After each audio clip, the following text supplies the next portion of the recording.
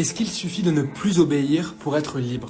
C'est la question que se pose Étienne de la Boétie dans le discours sur la servitude volontaire. Si tu ne connais pas ce texte, il a été écrit par un jeune homme de 18 ans en 1548. Et pourtant, il est toujours d'actualité parce qu'il questionne les mécanismes de la soumission et la légitimité du pouvoir. Je t'explique l'idée principale en 2-3 minutes. Dès la première page, la Boétie expose son projet. Je voudrais seulement comprendre comment il se peut que tant d'hommes, tant de nations, supportent quelquefois un tyran seul qui n'a de puissance que celle qu'il lui donne. Là déjà, il y a deux choses. Les hommes se disent contraints d'obéir à l'autorité, mais ils pourraient numériquement la renverser. Donc ce n'est pas comme ça que fonctionne le pouvoir. Un tyran n'a de puissance que celle qu'on lui donne. Donc dès le départ, c'est une clarification importante. La domination n'est pas quelque chose que l'on subit passivement, sinon il suffirait de la contester. La domination, c'est quelque chose qu'on participe activement à produire. C'est la servitude volontaire. Le sujet participe à la domination qu'il subit. Reste à savoir pourquoi. Pourquoi est-ce que l'on préfère se soumettre plutôt que d'assumer notre liberté? Étienne de la Boétie donne 3 explications. La première raison de la servitude volontaire, c'est l'habitude. Par la tromperie ou la violence d'un tyran, mais aussi la lâcheté et la médiocrité de certaines personnes, la tyrannie s'installe.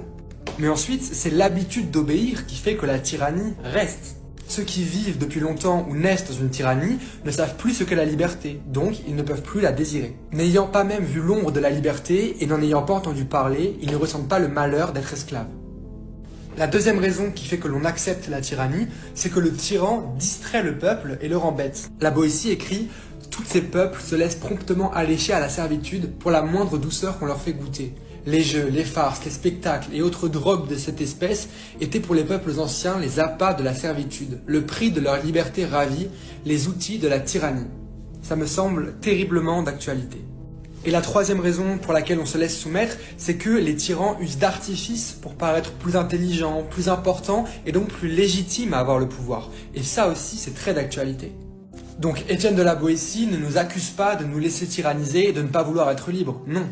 Il nous invite plutôt à prendre conscience de la vraie nature du pouvoir pour s'en débarrasser. Parce qu'aucune tyrannie ne peut durer sans qu'à un moment ou un autre, on y participe. Non seulement en obéissant, mais aussi en faisant obéir les autres, en participant alors soi-même à la tyrannie.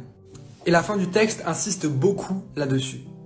Pour Étienne de la Boétie, il existe des relais, des serviteurs du pouvoir qui l'aident parce que le pouvoir leur profite. Parce qu'ils préfèrent leurs petits intérêts personnels que l'émancipation collective. Mais alors qui sont ces serviteurs de la tyrannie? Alors certains le sont plus que d'autres, mais on l'est tous un peu parfois en réalité.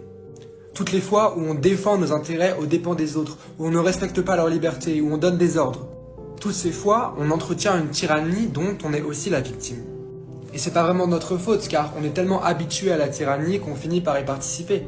Mais il faut s'interroger, je me plains de l'injustice, mais quand est-ce que moi aussi j'y participe? Il y a donc une responsabilité collective, non pas de combattre la tyrannie, mais juste d'arrêter de la soutenir en refusant d'obéir et de faire obéir.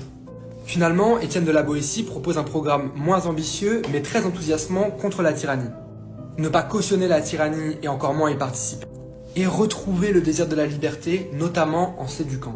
D'ailleurs, à la toute fin du texte, Étienne de la Boétie écrit « Apprenons donc, apprenons à bien faire, levons les yeux vers le ciel pour notre bonheur ou pour l'amour de la vertu. » Comme d'habitude, le texte est dispo en PDF sur mon profil TikTok. Donc pensez à vous abonner et surtout à repartager la vidéo, c'est super important.